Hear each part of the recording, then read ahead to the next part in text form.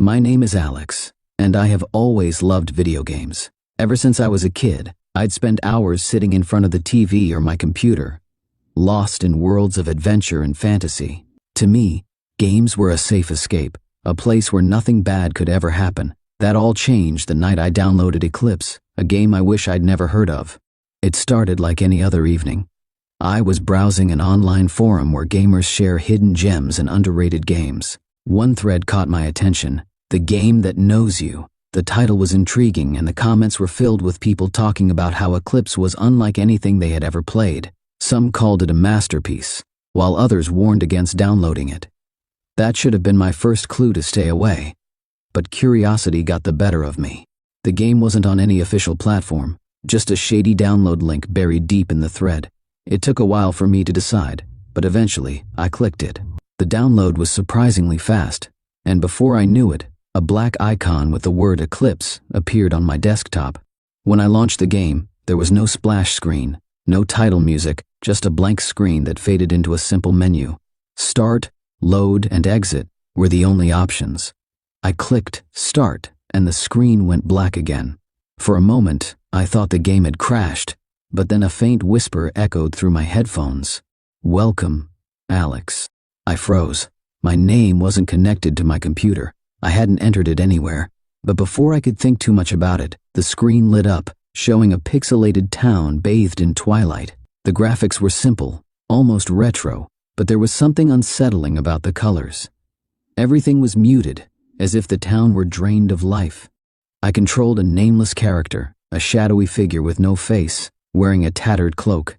The game didn't offer any instructions, but it seemed straightforward. Walk around, explore, and interact with objects.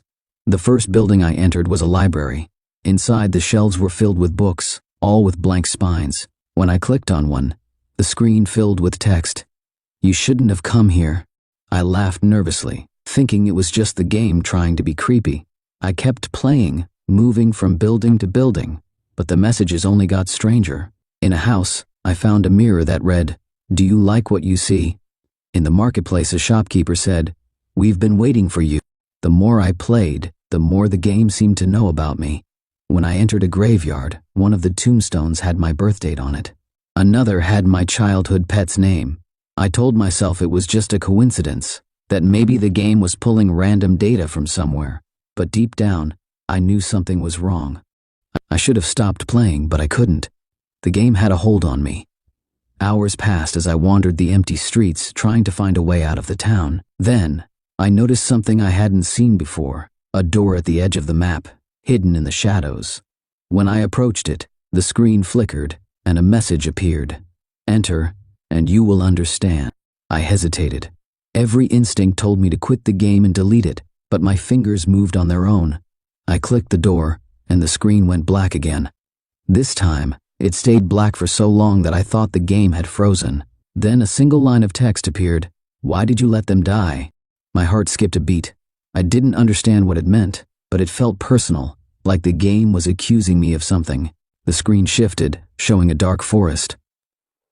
My character was gone. Instead, I saw a first-person view, as if I were inside the game. The whispers started again, louder this time, overlapping voices that I couldn't understand. Then one voice broke through the chaos, clear and sharp. "You can't hide from your past." It began with an ordinary night, like any other. The glow of the computer screen lit up the dim room, casting shadows on the walls. Gaming had always been a refuge, a way to escape the grind of daily life. Clicking through forums, a thread titled "The Game That Plays You" caught the eye. The title felt intriguing, almost daring. Curiosity sparked, and a decision was made, a decision that would change everything. The game wasn't hosted on any major platform. The download link was obscure, buried beneath layers of comments warning against trying it. The warnings, rather than deterring, only added to the temptation. After a few clicks and a moment of hesitation, the game began to download. The file size was small, unusually so, and within seconds, the installation was complete. A black icon with the word Eclipse appeared on the desktop. Upon launching it, there were no logos, no splash screen, just a black background and a single word in white text: "Begin." The menu was simple: start, load, exit. Nothing else. Clicking start plunged the screen into darkness. For a moment it seemed as if the game had crashed, but then faint whispers echoed, almost imperceptible, just barely there. The screen brightened, revealing a desolate, pixelated town bathed in perpetual twilight. The game's aesthetic was unsettling. The buildings were crude, blocky structures, but the colors felt wrong, washed out, lifeless. The air seemed heavy, even through the screen. The protagonist was a shadowy figure, their face obscured by a hood. There were no tutorials, no objectives, just the quiet urge to explore. Wandering through the streets, strange things began to appear. In the town square stood a fountain, but instead of water, it was filled with something dark, viscous, and bubbling. Clicking on it brought up a single line of text. Do you remember? The library was worse. Its shelves were filled with books, each spine blank. Clicking on one opened a passage of text, its meaning unclear but somehow personal. We all forget what matters most. Another read, You've made mistakes you can't undo. The words felt like accusations, sharp and probing, as if the game was dissecting memories long buried. Deeper exploration revealed more peculiarities. A marketplace stood empty, save for a single vendor whose face was shrouded in static. Approaching them triggered dialogue. We've been waiting for you. Another character, hunched in the shadows of an alley, whispered, You think you're alone, but you're not. Despite the growing unease, the game was impossible to turn off. It felt like it was pulling, compelling further exploration. In the graveyard, the tombstones bore details that shouldn't have been possible. Birth dates, names, and details eerily familiar. One stone even displayed a pet's name from years ago. The air grew colder, the whispers louder. Eventually, a door was found at the edge of the map, half hidden behind a crumbling wall. Clicking on it brought up a prompt, Enter and face yourself. The screen faded to black, staying that way for so long it felt broken. Then text appeared. Why didn't you stop? Suddenly, the view shifted. It was no longer the pixelated third-person perspective. Instead, it was first-person. The forest surrounding the character was dense, shadowy, and alive with movement just at the edges of vision. The whispers returned, louder, sharper, overlapping in a cacophony. They grew unbearable until one clear voice cut through. You ran away. Now, there's no escape. The forest seemed endless, the path twisting and looping back. Shadows moved between the trees, darting just out of sight. Occasionally, glowing eyes would appear in the distance, only to vanish when approached. The sense of being watched became oppressive. Then, a cabin emerged in the distance, its windows dark and its door slightly ajar. Entering the cabin felt like a mistake, but the game left no choice.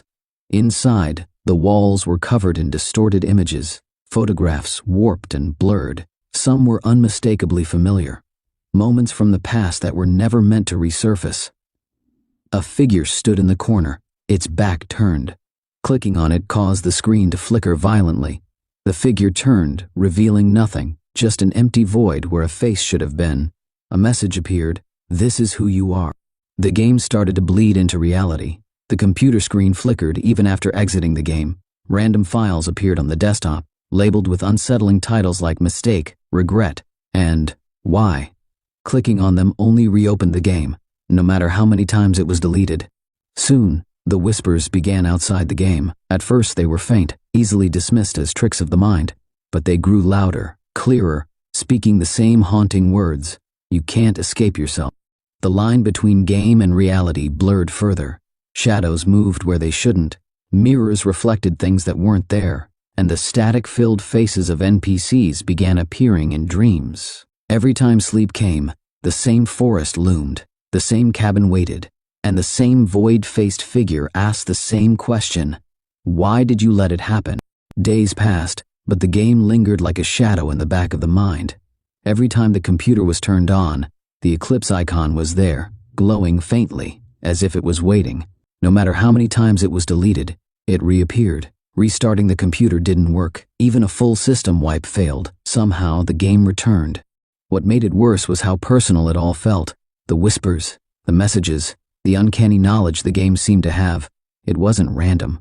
It was as though Eclipse was peeling back layers, reaching into memories that had been long forgotten or deliberately buried. It wasn't just the computer anymore. Subtle things started to happen in the real world. Shadows seemed to linger longer than they should. Objects in the house felt misplaced. Keys that were left on the kitchen counter would appear in another room.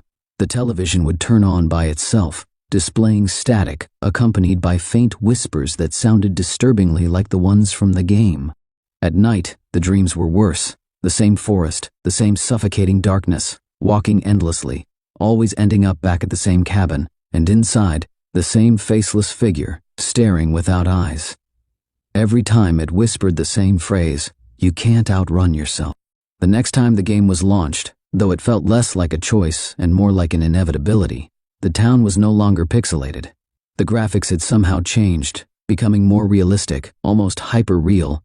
The details were unnervingly vivid. Cracks in the cobblestone streets, the texture of peeling paint on buildings, the faint rustle of leaves in the wind. The once muted colors were now vibrant but unnatural, as if they were too bright, too alive. This time, there was a new addition to the game world, a mirror standing in the middle of the town square. Approaching it caused the whispers to swell, growing louder and more frantic. Looking into the mirror didn't show the shadowy figure that had been controlled before. Instead, it showed a perfect reflection, not just of the room where the game was being played, but of the person sitting at the computer. The figure in the mirror smiled. It wasn't a friendly smile. It was too wide, too forced, as though someone had pulled the corners of its mouth up with hooks. Then, the reflection started to move on its own. The character leaned closer, pressing its hands against the other side of the glass as if trying to push through. A message appeared. "We're almost there." After that, the game didn't let up. There were no more long stretches of quiet exploration. Now something always followed. Shadowy figures darting just out of reach, footsteps echoing even when standing still, and whispers growing into disembodied voices. Sometimes, those voices would call out from the computer speakers even after the game was closed, as though they had found a way out. And then, it escalated. One night the computer turned itself on. The familiar black screen of Eclipse appeared without prompting, and the game launched itself. This time, the protagonist was no longer a shadowy figure. The camera view was from the perspective of a person sitting at a desk in a room identical to the one where the game was being played. Every detail was accurate. The color of the walls, the placement of furniture, even the faint coffee stain on the desk. The game's character moved in sync with every action taken in real life, raising a hand, tilting the head, even blinking. The game blurred reality and simulation until it became impossible to tell where one ended and the other began. Then, a knock echoed through the game, and the same knock echoed in the room. There was no one at the door. Sleep became impossible. Exhaustion crept in, dulling senses, making it hard to distinguish what was real. The whispers were constant now, following everywhere. In the store, the faint sound of someone calling out from empty aisles. In the car, a voice on the radio that didn't match any station, whispering the same chilling phrases. "You can't hide. We know what you did." The past began to resurface in fragments, tied to the game's cryptic messages.